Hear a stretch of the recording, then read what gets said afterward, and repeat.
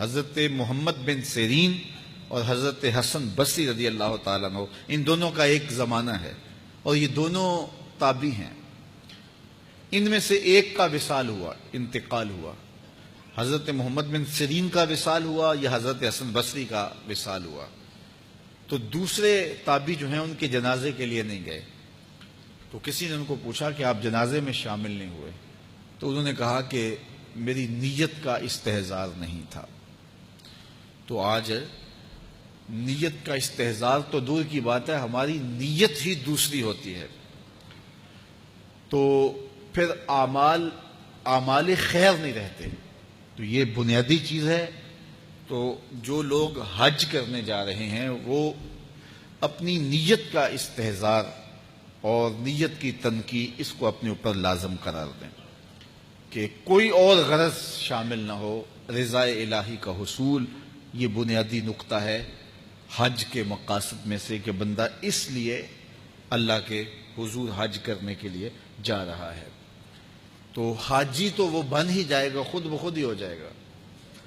اچھا، کئی لوگوں کا یہ خیال ہوتا ہے کہ میں نے ایک حج کیا ہے تو حاجی بن جاؤں گا، اور زیادہ حج کیے جائیں گے تو پھر الحاج بن جاؤں گا۔ تو یہ ایک عوام کی غلط فہمی ہے۔ حاجی اور حاج ان دونوں کے اندر کوئی فرق نہیں ہے۔ حاجی بھی اس میں فاعل کا صیغہ ہے اور حاج بھی جو ہے وہ اسی معنی میں ہے۔ تو حاجی ہو یا حاج ہو، الحاج ہو، الحاج الف لام تو معرفہ کے لیے لگ گیا۔ تو اس سے یہ جو لوگوں کے اندر غلط فہمی ہے کہ حاجی ایک حج کرنے والے کو کہتے ہیں اور الحاج کئی جس نے حج کیے ہو، جیسے فلاں تو الحاج ہے، جس نے بہت سارے حج کیے ہیں۔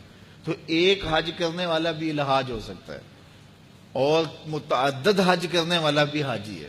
جس طرح ایک نماز پڑھنے والا بھی نمازی کہلا لیتا ہے اور روز نماز پڑھتا ہے وہ بھی نمازی ہے، تو اس کے لیے کوئی الگ سے لفظ نہیں ہے۔ اور بعض لوگوں کا یہ خیال ہے کہ جو جمعۃ المبارک کے دن حج آئے وہ حج اکبر ہوتا ہے اور باقی شاید چھوٹے حج ہوتے ہیں۔ تو یہ بات بھی غلط فہمی پر مشتمل ہے۔ جمعۃ المبارک کے دن اگر کوئی حج آ جائے تو ظاہر ہے جمعہ کی برکتیں بھی ساتھ شامل ہو گئیں، لیکن حج اکبر یا حج اصغر کی یہ تقسیم نہیں ہے۔ عمرے کو حج اصغر کہا گیا ہے اور جو حج ہے اس کو حج اکبر کہا گیا ہے۔ تو ہر حج یہ حج اکبر ہی ہے اور حج اصغر العمرہ وہ عمرہ ہے۔ تو یہ دو غلط فہمیاں ہم دور کر لیں کہ ایک تو حاجی اور حاج میں کوئی فرق نہیں ہے، حاجی بھی اس میں فاعل کا صیغہ ہے اور حاج بھی اسی معنی میں ہے۔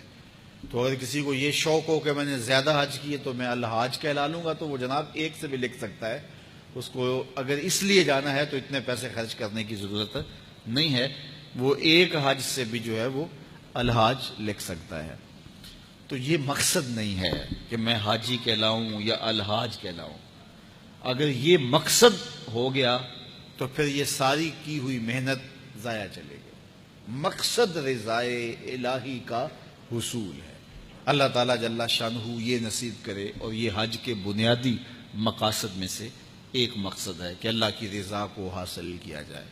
فرمایا تمہارے گوشت، تمہارے خون اللہ کو نہیں پہنچتے۔ یہ جو تم قربانیاں ذبح کرتے ہو، نہ تو خون پہنچتا ہے نہ تمہارا گوشت اللہ کو پہنچتا ہے۔ گوشت تم خود کھا جاتے ہو، خون نالیوں میں بہہ جاتا ہے، تو پھر اللہ کو کیا پہنچا؟ نہ تمہارا خون پہنچا، نہ تمہارا گوشت پہنچا، نہ تمہارا پوست پہنچا۔ فرمایا اللہ کو تمہارے دل کا تقوی پہنچتا ہے۔ تو یہ نیت کے فرق سے عمل ہوتا ہے، یہ بات ذہن میں رکھیے گا۔ ہجرت جیسا عمل کتنا بابرکت عمل تھا، کتنا خوبصورت وظیفہ تھا،